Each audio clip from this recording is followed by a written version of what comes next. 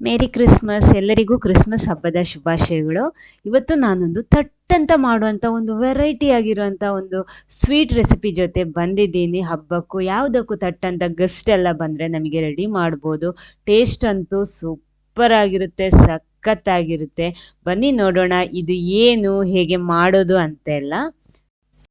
ನೋಡಿ, ಅದಕ್ಕೋಸ್ಕರ ಒಂದು ನೇಂದ್ರ ಬಾಳೆಹಣ್ಣು ತಗೊಂಡಿದ್ದೀನಿ. ನೀವು ಬಾಳೆಹಣ್ಣು ತಗೊಳ್ಳುವಾಗ ಚೆನ್ನಾಗಿ ಹಣ್ಣಾಗಿರೋ ಬಾಳೆಹಣ್ಣೆ ಆಗಿರಬೇಕು.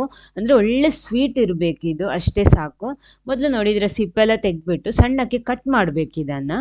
ಅದು ಸೈಜ್ ನೀವು ನಿಮ್ಗೆ ಯಾವ ರೀತಿ ಬೇಕೋ ಆ ರೀತಿ ಮಾಡ್ಬೋದು. ನಾನು ನೋಡಿ ಮೊದಲು ಸ್ವಲ್ಪ ಈ ರೀತಿ ಮಾಡ್ತಾ ಇದ್ದೀನಿ, ಸ್ವಲ್ಪ ಗಾರ್ನಿಷ್ ಮಾಡೋದಕ್ಕೋಸ್ಕರ ಆ ರೀತಿ ಉದ್ದಕ್ಕೆ ಮಾಡೋದು. ಆಮೇಲೆ ನಾನು ಸಣ್ಣ ಸಣ್ಣ ಪೀಸ್ ಮಾಡ್ತೀನಿ ಈ ರೀತಿ. ನೋಡಿ, ಮಧ್ಯದಲ್ಲಿ ಕಟ್ ಮಾಡಿಬಿಟ್ಟು ಆಮೇಲೆ ಪೀಸ್ ಮಾಡಿಕೊಂಡ್ರೆ ಆಯಿತು. ನೋಡಿ, ಈ ರೀತಿ ಎಲ್ಲ ಕೂಡ ಇದೇ ರೀತಿ ಕಟ್ ಮಾಡಿ ರೆಡಿ ಮಾಡ್ಕೊಳ್ಳಿ. ಒಂದು ಬಾಳೆಹಣ್ಣು ಸಾಕು ಇದಕ್ಕೆ. ನೋಡಿ, ರೆಡಿ ಆಗಿದೆ. ನೆಕ್ಸ್ಟ್ ಏನು ಮಾಡಬೇಕಂದ್ರೆ ಒಂದು ಪ್ಯಾನ್ ಬಿಸಿ ಮಾಡ್ಕೊಳ್ಳಿ. ಪ್ಯಾನ್ ಬಿಸಿ ಮಾಡಿಬಿಟ್ಟು ಅದಕ್ಕೆ ತುಪ್ಪ ಸೇರಿಸಬೇಕು. ನಾನಿಲ್ಲಿ ಒಂದು 2 ಟೀ ಸ್ಪೂನ್ನಷ್ಟು ತುಪ್ಪ ಹಾಕ್ತಾ ಇದ್ದೀನಿ. ಈ ತುಪ್ಪದಲ್ಲಿ ಮೊದಲು ಸ್ವಲ್ಪ ನಟ್ಸು, ನಾನಿಲ್ಲಿ ಗೋಡಂಬಿ ದ್ರಾಕ್ಷಿ ತಗೊಂಡಿದ್ದೀನಿ, ಒಣ ದ್ರಾಕ್ಷಿ. ಮೊದಲು ಅದನ್ನು ಸ್ವಲ್ಪ ಹುರಿಬೇಕು. ಅದು ಹುರ್ಕೊಂಡ್ಮೇಲೆ ಅದನ್ನು ತೆಗೆದು ಬೇರೊಂದು ಬೌಲಲ್ಲಿ ಹಾಕಿ ಇಟ್ಕೊಳ್ಳಿ. ಆಮೇಲೆ ಅದೇ ತುಪ್ಪಕ್ಕೆ ನಾವಿಲ್ಲಿ ಬಾಳೆಹಣ್ಣು ಕಟ್ ಮಾಡಿ ಇಟ್ಕೊಂಡಿದ್ದೀವಲ್ವಾ, ಅದನ್ನು ಕೂಡ ಸೇರಿಸ್ಬಿಟ್ಟು ಸ್ವಲ್ಪ ಫ್ರೈ ಮಾಡ್ಕೊಳ್ಳಿ ತುಪ್ಪದಲ್ಲಿ. ಅಂದರೆ ಸ್ವಲ್ಪ ಗೋಲ್ಡನ್ ಕಲರ್ ಬಂದರೆ ಚೆನ್ನಾಗಿರುತ್ತೆ. ತುಪ್ಪ ಬೇಕಿದ್ರೆ ಸ್ವಲ್ಪ ಹಾಕೋಬಹುದು.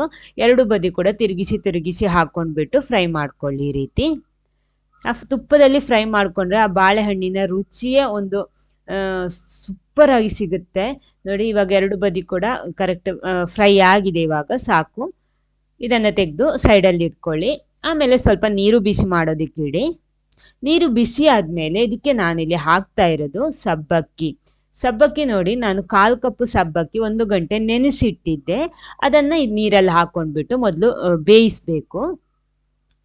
ನೋಡಿ, ಬೇಗ ಬೇಯುತ್ತೆ. ಅಂದರೆ ನಾನು ನೆನೆಸಿಟ್ಕೊಂಡಿದ್ದೀನಿ ಸ್ವಲ್ಪ ಹೊತ್ತು, ಆದ ಕಾರಣ. ನೀವು ಇದಕ್ಕೆ ಸಣ್ಣ ಸಬ್ಬಕ್ಕಿ ಆದರೂ ತಗೋಬಹುದು. ಯಾವುದಾದ್ರೂ ಸಣ್ಣ ಸಬ್ಬಕ್ಕಿ ತಗೊಂಡ್ರೂ ಚೆನ್ನಾಗಿರುತ್ತೆ. ನೋಡಿ, ಇವಾಗ ಇದು ಚೆನ್ನಾಗಿ ಬೆಂದು ಬರ್ತಾ ಇದೆ ಇವಾಗ. ಇನ್ನು ಇದಕ್ಕೆ ನಾನಿಲ್ಲಿ ಹಾಲು ಸೇರಿಸ್ತಾ ಇದ್ದೀನಿ. 1 ಕಪ್ ಹಾಲು ಸೇರಿಸ್ಕೊಳ್ಳಿ. ಹಾಲು ಸೇರಿಸ್ಬಿಟ್ಟು ಮೊದಲು ಚೆನ್ನಾಗಿ ಒಂದು ಸಲ ಕುದಿಸ್ಬೇಕು. ನೋಡಿ, ಈ ರೀತಿ. ಅಂದರೆ ಇದು ದಪ್ಪ ಬರುತ್ತೆ, ಸ್ವಲ್ಪ ನೀರಾಗಿದ್ರೇ ಚೆನ್ನಾಗಿರೋದು.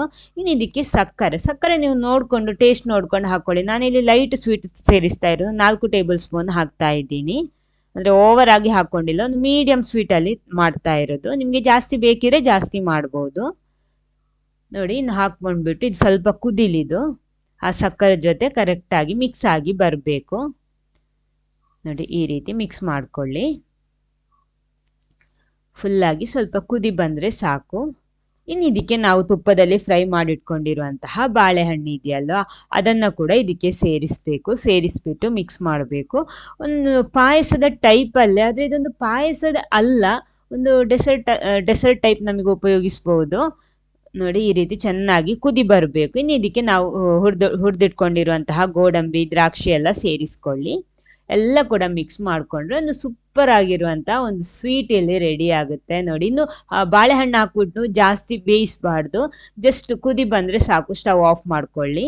ನೋಡಿ, ಇದು ಇವಾಗ ರೆಡಿ ಆಗಿದೆ. ಸಾಕು, ಸ್ಟವ್ ಆಫ್ ಮಾಡ್ಕೊಂಡ್ಬಿಟ್ಟು ಸರ್ವ್ ಮಾಡ್ಬೋದು. ಈ ವಿಡಿಯೋ ನಿಮ್ಗೆ ಇಷ್ಟ ಆದರೆ ಒಂದು ಲೈಕ್ ಕೊಟ್ಬಿಟ್ಟು ಎಲ್ಲರ ಜೊತೆ ಶೇರ್ ಮಾಡಿ. ಚಾನಲ್ ಫಸ್ಟ್ ಟೈಮ್ ನೋಡೋರು ಚಾನಲ್ ಸಬ್ಸ್ಕ್ರೈಬ್ ಮಾಡಿ. Okay, thank you.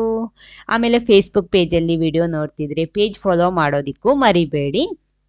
ಇನ್ನೊಂದು ಹೊಸ ವೆರೈಟಿ ಟೇಸ್ಟಿ ಆಗಿರುವಂಥ ಹೆಲ್ದಿ ಆಗಿರುವಂಥ ರೆಸಿಪಿ ಜೊತೆನೇ ಬರ್ತೀನಿ. ನೋಡಿ ಯಾವ ರೀತಿ ಇದೆ ಅಂತ. Okay, thank you.